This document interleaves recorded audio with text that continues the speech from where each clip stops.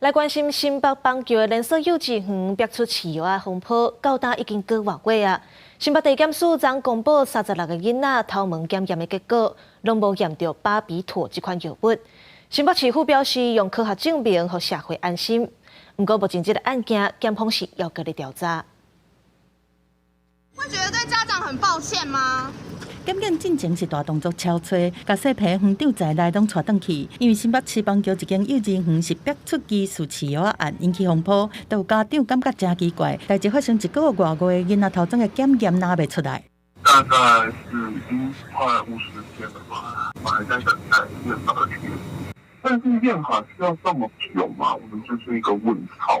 目前已经有36个家长提告，新北地检署讲，对5月底开始已经采检36个囡仔的头鬃，嘛请调查局用上诉件来处理。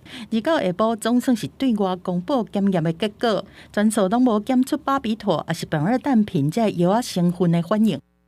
36名幼童的毛发都没有检出有巴比妥类的药物以及苯二氮平类的这个药物部分幼童有验出有一些药物的反应，但是这些药物都是一些常见的感冒药的这个成分这摆采验用的头鬃的长度，检方讲会当去看半年来食药的情形，因为检验是用2阶段的质谱分析，准确性是真悬，袂有假阳性也是弱阳性这种问题。新北市政府回应讲，科学真相出来啊，让社会一个安心，互家长和老师都会当莫阁烦恼。除了饲药争议，幼稚园嘛防指控不当管教等等。虽然讲头鬃的检验出来啊，司法调查结束进程，相关的事实检方拢搁在厘清。外出专案阁一直在烧，采验的结果嘛，阁一摆变作政党攻防的议题。